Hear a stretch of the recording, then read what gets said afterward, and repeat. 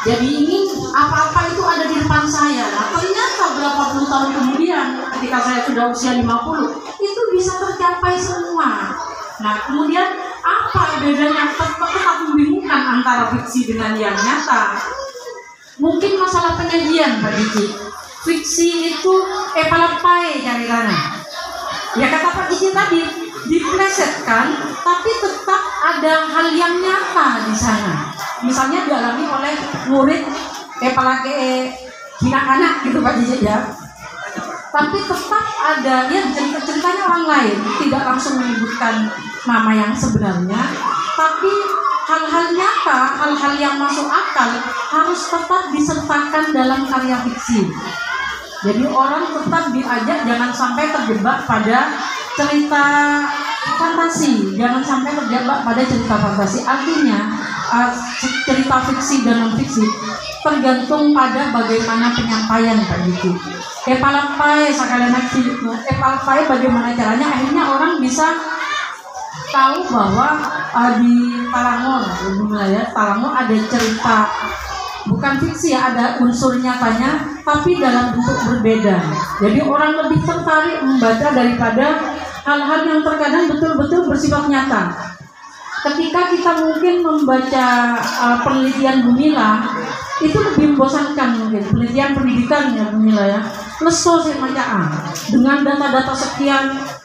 Tapi ketika Gumilang menampilkannya dalam bentuk cerpen, dalam bentuk cerita, mungkin anak-anak lebih tertarik membacanya daripada penelitian pendidikan yang pernah dilakukan oleh Gumilang. Karena Gumilang ini bisa fiksi dan non-fiksi, Pak.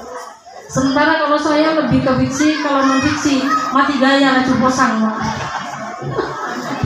Mungkin bisa ditambahin Gumilang atau Pak Acun. Ini Pak, intinya begini.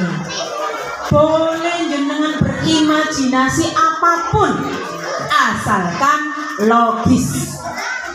Asalkan logis. Misalnya, boleh nggak Bu saya menulis saya terbang dari Talango, seandainya saya bisa terbang dari Talango ke Lentang. Menurut Bapak Ibu boleh nggak? Boleh? Boleh. Boleh.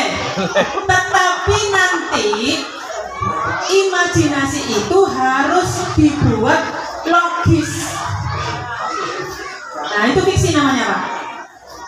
Kalau saya prediksi Pak, mohon maaf saya mau jadi psikolog nggak jadi Pak Cici. Saya prediksi Pak Cici ini lagi berperang dengan dirinya sendiri. Lagi mohon maaf idenya banyak tapi belum bisa meletus. Pak, letuskan sekarang Pak. Mohon perlu dinas itu hujani dengan buku Bapak. Beri cerpen sebanyak-banyaknya sampai dinas begini. Loh, anak Talango ada satu guru buat 2 buku. Buat seperti itu, tidak apa-apa. Masalah diterima atau tidak, bukan urusan saya. Aku Pak. Saya kan cuma ngedit. Gitu Pak, tidak apa-apa.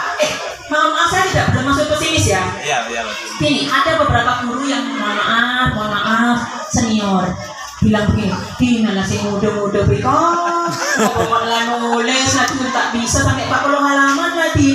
Nah, gunakan Pak Cici itu sebagai lubang sampai menelurkan karya sampean. Dina lah kok ngalah sekian umbreng yang seharusnya punyanya orang sampai buat.